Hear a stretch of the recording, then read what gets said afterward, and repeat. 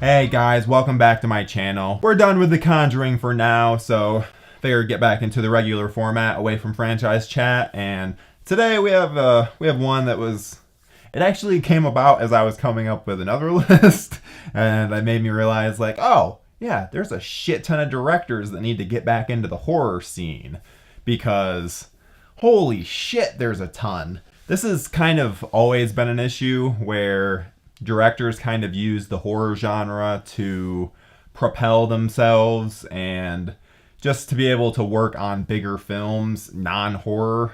It's always been happening. You look at James Cameron doing Aliens, Ridley Scott doing Alien. You know, it sucks. It really sucks because for every Mike Flanagan that pops up that, really seems like they're going to be sticking around, there's a Drew Goddard that, he's in and out quick as can be. It's unfortunate, but just kind of how the horror genre works. However, I was really hoping that we would start seeing some of these people come back to the genre because they all have so much potential to really just do what Jordan Peele's doing now, which is just bring in the horror to the mainstream in a success way, not just a content way. Because I feel like mainstream for horror is usually a lot more dumbed down, which thankfully Peele is really going the opposite direction. He's making mainstream audiences, come to what horror is rather than horror coming to the mainstream audience, if that makes any sense whatsoever.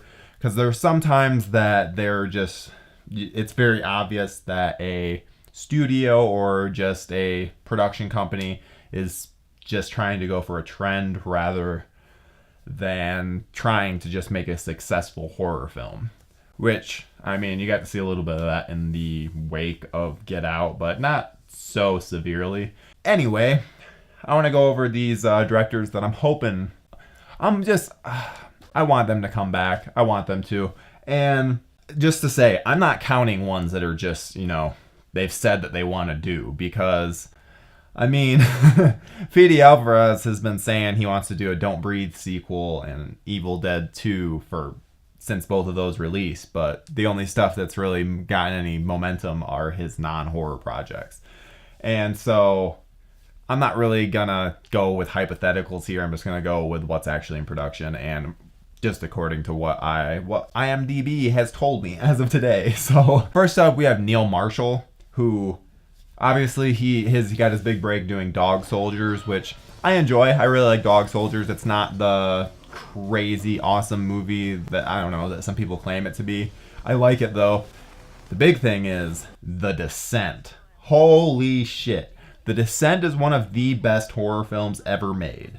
The atmosphere on it, just the character work, everyone actually feels real. The fact that this is a film about a bunch of women written and directed by a man, how that even works is insane. In fact, if that happened nowadays, I feel like there would be a million articles saying how sexist it is, which it's not. Neil Marshall fucking nails it. He gets all these characters down perfect, but that's the writing aspect. The directing, the atmosphere is fantastic. He made the choice of actually having a set that they move around for the caves, so that then it uses all natural lighting in terms of it's not using all natural lighting in the only light that you're seeing in the movie is coming from a source that makes sense. If there's no source, like light source, it's completely fucking black, which I love because so many like cave / spelunking movies have this like phantom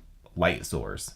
So that's a really tough choice, especially while still maintaining any form of story, because that can get lost sometimes because you can just be like, maybe the audience won't see this. I love Neil Marshall. I really wish he would get back into it, but he's busy because right after The Descent was such a big hit, he did Doomsday, which obviously wasn't much of anything. I liked the movie, but kind of came and went. It was just kind of a Mad Max style film.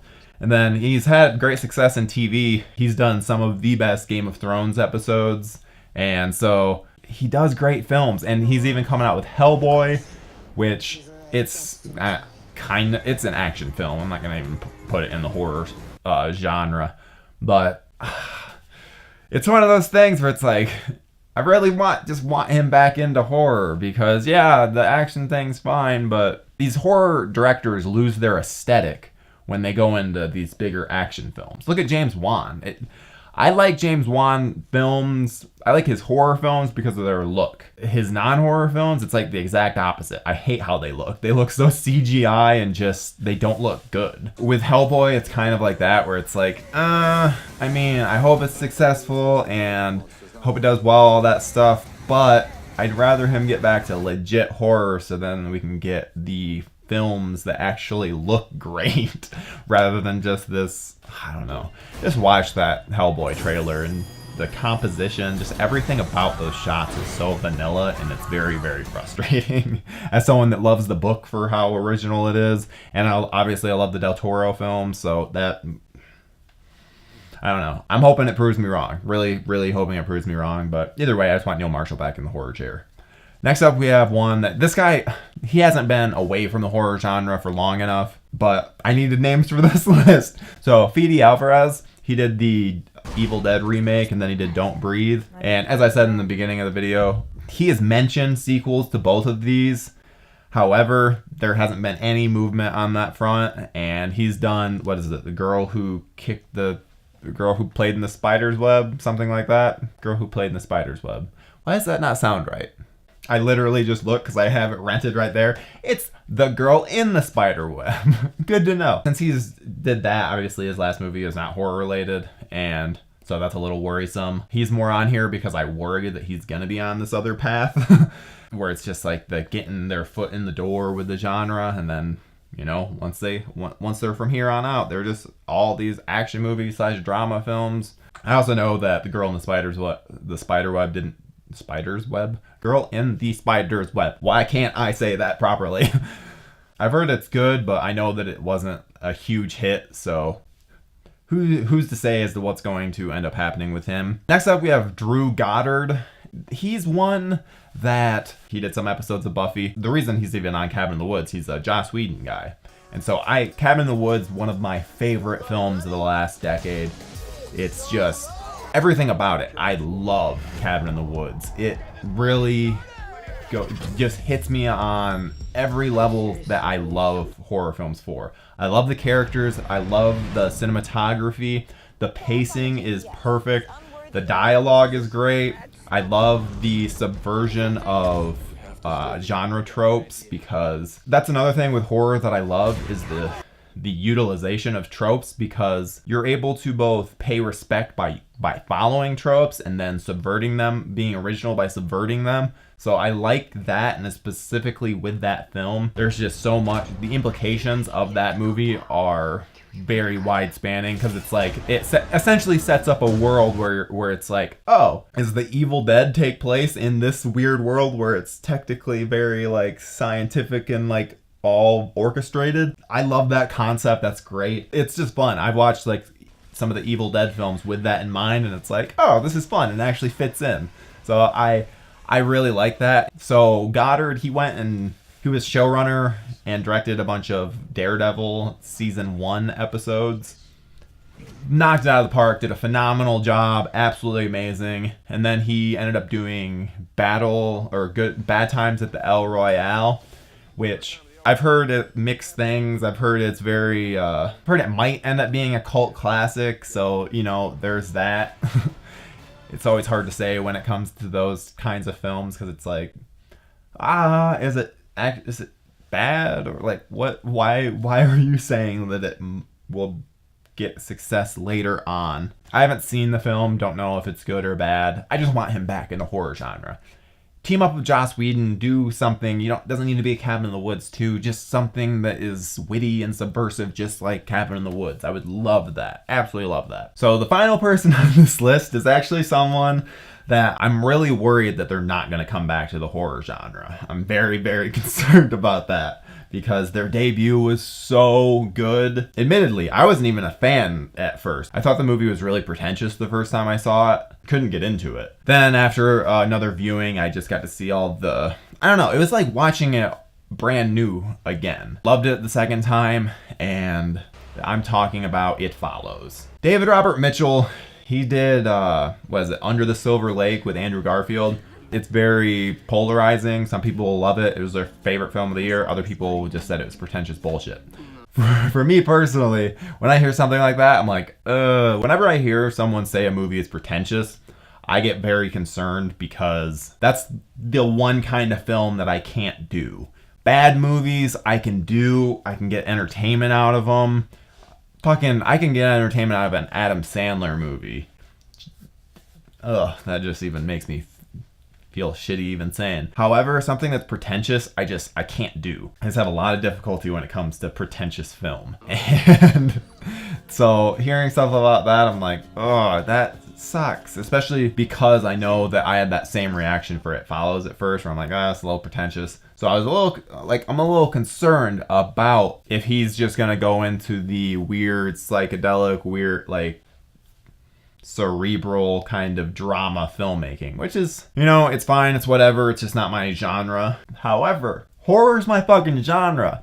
And I really wish that he would come back and do an It Follows type movie. I would just love it. I don't need a sequel. Please don't do a sequel.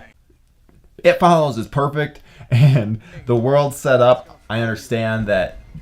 Actually, I am so impressed with the fact that there is no sequel. I don't know how it's even possible, because I can just see the shitty B-movie sequels with this film. It's so evident that a movie studio would love to do this, so I don't know why they haven't yet, but I'm very, very grateful. Either way, I have gone on so many asides in this video and so many random tangents, but that's what you're watching for, right?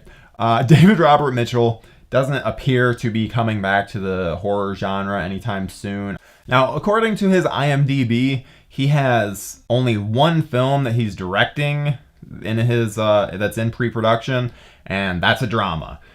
On a writing standpoint, he has one horror and one sci-fi / thriller that is also in development.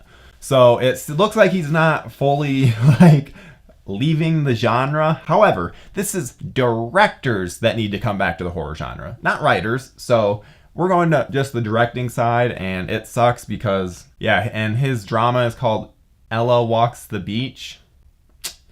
Just my worry about him becoming or being a pretentious director really I don't feel much better about it with that. So he's my number one too. I really hope that he fucking gets it together. I don't know though. We'll see. At least we have It Follows, if anything. There's always been one and done filmmakers, so whatever. We can deal with It Follows. That's really awful for this week. And let's see. I talked at the beginning of the video about only reason that this video even came up was that I was doing a different video and coming up with ideas for that. I kept thinking, why are all these directors leaving the genre? And so that video, which I'll still keep a little mystery behind it just in case I switch things up, will be next week. And we'll see you guys then. Hey friends, be sure to like, comment, subscribe, all that good stuff, and check out this video that YouTube thinks that you would like.